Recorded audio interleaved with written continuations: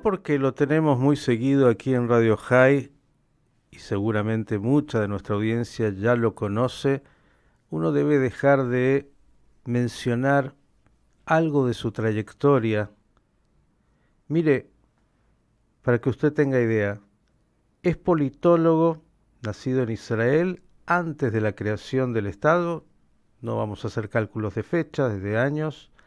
Es un investigador senior en el Centro Internacional de Lucha contra el Terrorismo y en el Instituto de Política y Estrategia, ambos en el Centro Interdisciplinario de Herzliya en Israel. También es miembro del Centro Internacional para el Estudio de la Radicalización y la Violencia Política en Londres. Ha escrito extensamente sobre terrorismo internacional y cuestiones estratégicas en Medio Oriente. Además, ha sido asesor del Ministerio de Defensa de Israel y ha participado en seminarios de las Naciones Unidas, preparando la seguridad, entre otras cosas, en los Juegos Olímpicos de Atenas 2004 y Beijing 2008. También ha informado a las autoridades de Shanghái involucradas en la seguridad de la Expo 2010 sobre la evaluación de amenazas terroristas. Tiene una licenciatura en culturas inglesa y francesa en la Universidad Hebrea de Jerusalén y una maestría y doctorado en ciencias políticas de la Universidad de Haifa. Eso en un pie.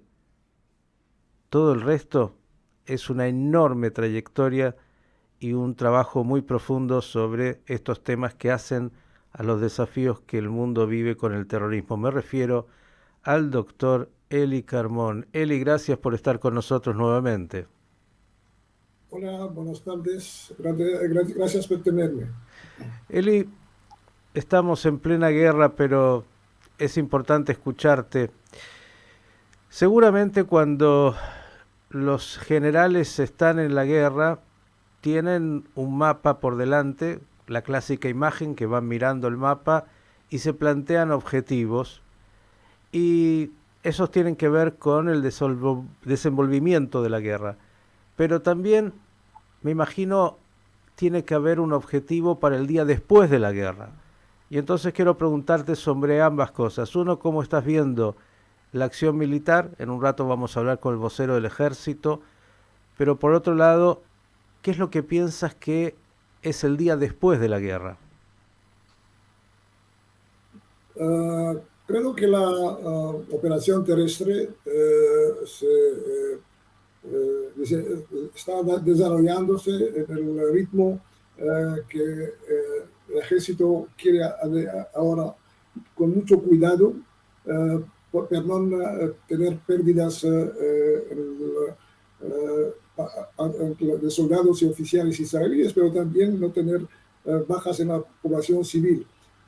Sabemos que en esta guerra que es tan cruel, cuando Hamas está utilizando la población civil como escudos, y vimos ayer en uno de los combates ponieron enfrente 100 civiles, mujeres y niños, cuando un batallón de Hamas tenía frente a un batallón israelí.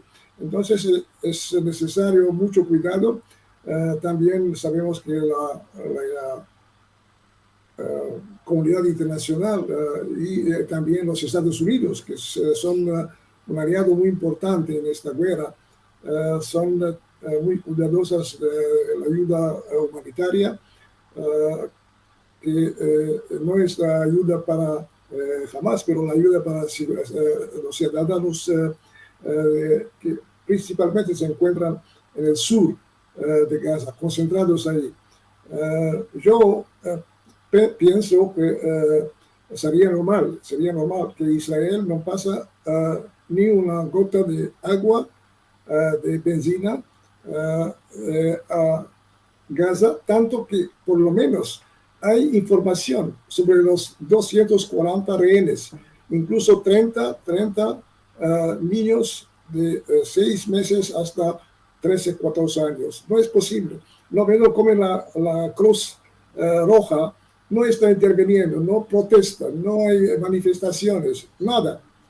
Pero la realidad política internacional y veremos también la acción de los Estados de las Naciones Unidas, que no son equidistantes en esta guerra, provocan nos obliga a algunos compromisos en el sentido que hay más y más ayuda humanitaria a la población.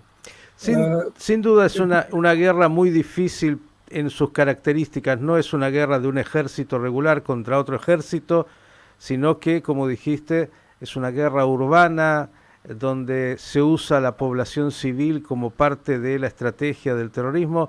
Esto Israel lo tiene muy claro. Claro, el mundo lo ve siempre con ojos muy particulares y siempre con esa mirada sobre Israel que no tiene sobre sus propios ejércitos. Pero digo, habrá que continuar en esa operación militar. Entiendo que están tratando de alguna manera dividir la franja de Gaza en dos, estaban en eso, pero claro, la dificultad con los túneles es mayor. Todo esto es una operación muy complicada desde el punto de vista militar.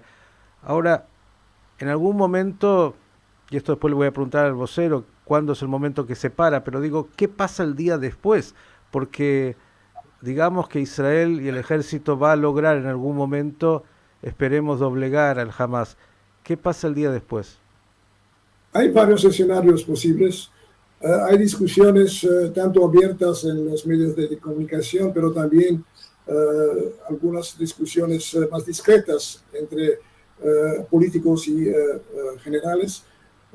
Y del hecho que hay un gobierno de coalición en cual hay elementos muy radicales que incluso piensan volver a Gaza para reocupar una parte de Gaza central y batir de nuevo algunas colonias. Esto es una cosa realmente que es una cosa radical que está golpeando la imagen de Israel. Que esta gente está publicando estas informaciones, estas demandas. Pero hay, por ejemplo, el problema de la relación con la autoridad palestinesa. En principio, si tenemos cuenta de la historia del conflicto en los últimos 30 años, hay una única solución. Gaza debe volver sobre el control de la autoridad palestina. Desde 2007, Hamas tomó el poder a través de un golpe de Estado muy cruento, matando 200 miembros de las fuerzas de seguridad de Fatah y imponiendo una dictadura. Es una dictadura de los últimos 16 años no hubo elecciones. No se puede decir que la población apoya jamás porque no hubo elecciones. Pero hay un problema de los dirigentes de la autoridad palestina hoy día, principalmente Mahmoud Abbas, que es el presidente, Abu Mazen, que es un hombre viejo que tiene poca legitimidad. También hubo elecciones en la autoridad palestina y hay una lucha por el poder dentro del Fatah que controla la autoridad palestina. Hay algunos como Mahmoud Dahlan, que era el comandante de las fuerzas en Gaza y perdió la guerra contra Hamas. Hay Marwan Barghouti, que es miembro importante de Fatah, pero está en prisión en Israel por 5 atentados y condenado a perpetuidad toda su vida. Y hay un tercer candidato. Entonces es difícil saber cuál liderazgo habrá la autoridad palestina después de la guerra o de la armisticio o el fuego entre Israel y Hamas.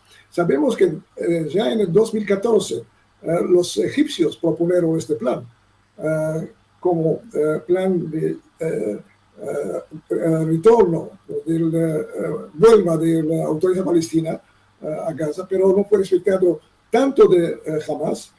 Por la autoridad palestina, Abu Mazen fue con miedo, miedo físico, porque hubo atentados contra él en la franja de Gaza. Y Israel, el primer ministro Netanyahu, sabemos que prefirió por tantos años tener Hamas tranquilo, con apoyo financiero de Qatar, $1,5 billones en algunos años, que fueron utilizados para la construcción de esta infraestructura clandestina. ¿Cuánto dinero dijiste? ¿Perdón? ¿Cuánto dinero dijiste? Porque $1,5 billion de dólares. $1,5 billion, son, ¿sí? 1.500. En menos de 10 años. Bien. 6, 7 años. Bien, para que quede claro.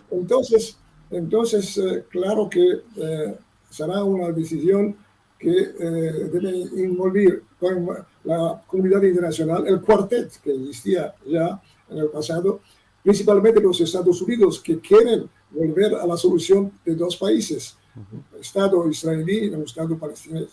Hay la posición de Egipto, que es muy importante. El Egipto es el único país árabe que tiene una frontera con Gaza. Es un país que tiene los hermanos musulmanes como enemigos del régimen.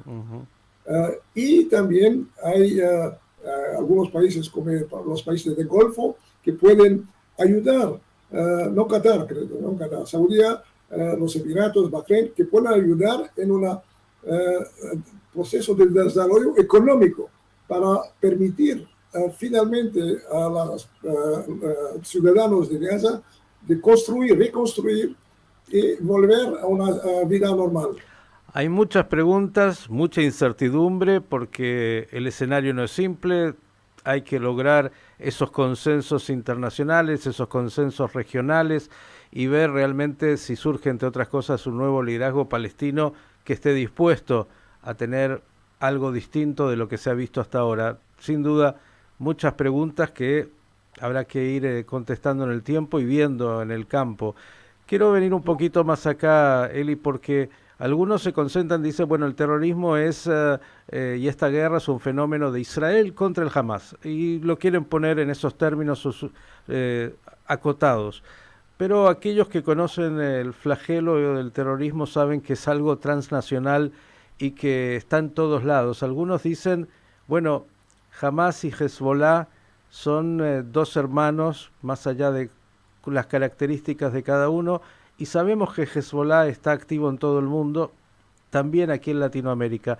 Ayer Miguel Ángel Toma, quien fuera el hombre a cargo de la inteligencia argentina, nos advertía sobre los peligros que tiene la Argentina, diciendo que, por ejemplo, el corte de relaciones diplomáticas entre Bolivia e Israel es una señal de alerta, que ya se sabe que Bolivia, de hecho, tiene un acuerdo con Irán muy establecido, y que Argentina está en la lista de los países que corren peligro. ¿Cómo ves esto de que la guerra que se está dando ahora pueda ampliarse con hechos de terrorismo en distintos lugares del mundo y específicamente en esta área? Claro que Hezbollah es un aliado muy importante de Hamas, pero es también un ustensil de Irán. Tanto en la zona, en la región del Oriente Medio, vendremos el viernes, mañana, cuando Nasrallah, el secretario general de Hezbollah, debe hablar, si ellos intervienen directamente con fuerza en el conflicto. Y después hay esta política de algunos gobiernos populistas, como el gobierno de Bolivia, y también, creo, el gobierno de presidente de Colombia, que realmente un país que por 30 años fue un aliado, un amigo de Colombia, que fue ayudado por Israel por tantos años, decidió que nosotros estamos provocando un genocidio, pero jamás no hizo nada en su ataque de pogrom en Israel. Quería relatarme justamente a Bolivia. Porque muchos no saben que en el año 2017, cuando Evo Morales, un aliado muy importante de Irán, era presidente, se descubrió un arsenal de casi 3.000 litros de amonio nitrato en Bolivia con un coche bomba que debía ser mandado por un ataque en Chile o en Perú. Esto cuando Evo Morales era aliado de Irán. Sabemos que ya él permitió al ejército boliviano hacer entrenamientos. Hay también una academia, creo que todavía existe una academia sobre influencia iraní en Bolivia. Entonces, claro que si Hamas y Hezbollah después de esta guerra aparecen como los vencedores que no pagaron realmente un precio alto y continúan a ser productores de terrorismo internacional. Esto significa que también países muy lontanos como Argentina, como Bolivia, como Venezuela pueden continuar a ser un algo del terrorismo yihadista, porque el Hezbollah, Irán, son el mismo tipo son yihadistas, solo son chiitas, pero como modus operandi y como proponentes del jihad final o total son la misma cosa. Doctor Carmón, como siempre, el agradecimiento por darnos estas precisiones, esta alerta, y como hay todavía tanto que se está desarrollando y tantas incertidumbres, lo vamos a volver a molestar sin duda muy pronto. Gracias y que pronto tengamos mejores noticias. Gracias a usted. El doctor Carmón, Eli Carmón, un especialista para hablar de estos temas tan importantes.